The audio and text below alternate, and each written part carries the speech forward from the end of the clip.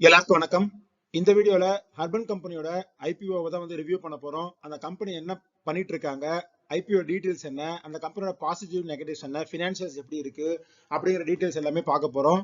வீடியோக்குள்ள போறதுக்கு முன்னாடி சின்ன டிஸ்க்ளைமர், இது வந்து ஒரு இன்ஃபர்மேட்டிவ் வீடியோ. நீங்க இந்த இன்ஃபர்மேஷனை வச்சு ஐபிஓ பிளேஸ் பண்ணலாமா வேணாமா அப்படிங்கறத ரிவ்யூ பண்ணிட்டு முடிவெடுங்க. ஃபர்ஸ்ட் இந்த கம்பெனியோட ஐபிஓ டீடைல்ஸ் வந்து டீடைலா பார்த்துடலாம். இந்த கம்பெனி வந்து ஆன்லைன் சர்வீஸ் மார்க்கெட் பிளேஸ்ல வந்து ஒர்க் ஆயிட்டு இருக்க ஒரு கம்பெனி. ஸோ முழுக்க முழுக்க டெக்னாலஜி பேஸ் பண்ணி ஒர்க் ஆயிட்டு இருக்கு.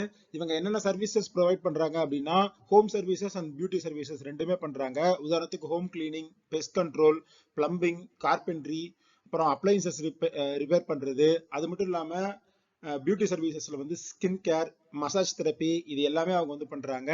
இவங்க வந்து 51 சிட்டிஸ்ல வந்து ஒர்க் பண்ணிட்டு இருக்காங்க. அதுல 47 சிட்டிஸ் வந்து இந்தியால இருக்கு. இந்தியால மட்டும் இல்லாம யுஏஇ, சிங்கப்பூர் இந்த மாதிரி கண்ட்ரீஸ்லயும் வந்து இவங்க ஆப்ரேட் பண்ணிட்டு இருக்காங்க.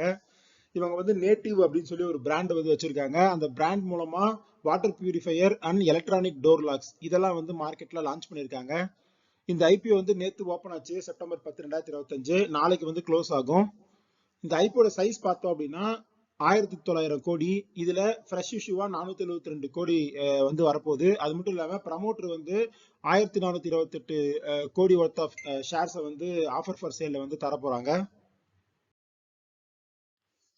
இந்த ஐபிஓட பிரைஸ் பேண்ட் அப்படின்னு பார்த்தோம்னா 98 ரூபாயில இருந்து 103 ரூபாய் அப்படின்னு ஃபிக்ஸ் பண்ணிருக்காங்க. நமக்கு வந்து ரீட்டைலருக்கு இந்த ஹையர் பேண்டான 103 ரூபாயில தான் வந்து ஐபிஓ வந்து கிடைக்கும். இந்த ஐபிஓ நீங்க அப்ளை பண்ணோம் அப்படின்னா 145 ஷேரா லாட்டா தான் வந்து அப்ளை பண்ண முடியும். இதுக்கான மினிமம் இன்வெஸ்ட்மெண்ட் நீடட் வந்து 14,935 ரூபாய். ஒன்ஸ் இந்த நம்ம ஐபிஓ அப்ளை பண்ணதுக்கு அப்புறம் ஷேர் அலாட்மெண்ட் வந்து செப்டம்பர் 15ஆம் தேதி நடக்கும். ஐபிஓ வந்து செப்டம்பர் 17ஆம் தேதி வந்து மார்க்கெட்டில் லிஸ்ட் ஆகும்.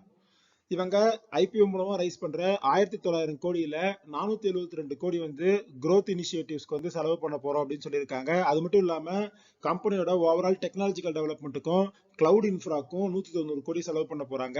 அவங்களோட ஆபீஸ் லீஸ் பேமெண்ட்ஸ்க்காக 75 கோடியும், மார்க்கெட்டிங் ஆக்டிவிட்டிஸ்க்காக 90 கோடியும் செலவு பண்ண போறோம் அப்படின்னு சொல்லியிருக்காங்க.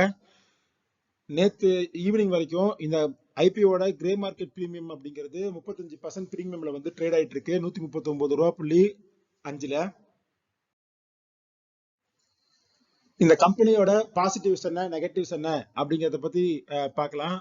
இந்த கம்பெனியோட பிசினஸ் மாடல் வந்து ஒரு ஸ்ட்ராங்கான பிசினஸ் மாடலா இருக்கு. அதே மாதிரி growth-ம் நல்லாவே காட்டியிருக்காங்க. அது மட்டும் இல்லாம ஒரு ஐபிஓல அவங்க ஃபண்ட் ரைஸ் பண்ணும்போது அதை நான் எதுக்கு யூஸ் பண்ண போறோம் அப்படிங்கிற கிளியர் அப்ஜெக்டிவ் வந்து அவங்க கொடுத்திருக்காங்க. அவங்களோட பினான்சியஸ் எப்படி இருக்கு பார்த்தோம் அப்படின்னா, பினான்சியல் 25ல ரெவன்யூ ஃப்ரம் ஆபரேஷன்ஸ் வந்து 1445 கோடியா இருக்கு. அது மட்டும் இல்லாம 240 கோடி வந்து ப்ராஃபிட் பண்ணியிருக்காங்க. இந்த கம்பெனியில் இருக்கிற நெகட்டிவ்ஸ் என்ன அப்படிங்கிறத பார்த்தோம் அப்படின்னா, இந்த அர்பன் கம்பெனியோட ப்ரமோட்டர் ஸ்டேக் அப்படிங்கிறது ரொம்ப கம்மியா இருக்கு. இந்த ஐபிஓ வரதுக்கு முன்னாடி ப்ரமோட்டர் ஸ்டேக் அப்படிங்கிறது 21.1% இருக்கு. இந்த ஐபிஓ வந்து முடிஞ்சதுக்கு அப்புறம் 20.4% தான் வந்து இருக்க போகுது.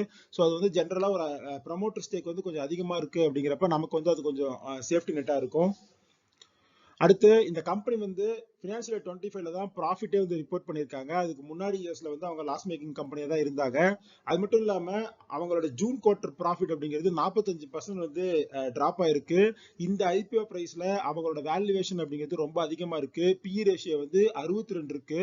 ஸோ ஒரு ஐபிஓல வந்து 62 பிஇல வந்து இன்வெஸ்ட் பண்றது அப்படிங்கிறது கொஞ்சம் ஒரு ரிஸ்கான ஏரியாக்குள்ள தான் இருக்கும். ஏன்னா லிஸ்ட் ஆனதுக்கு அப்புறம் பிஇ வந்து ரொம்ப அதிகமா இருக்கிறதுனால ஷேர் வந்து கீழே வரதுக்கான சான்ஸ் இருக்கு.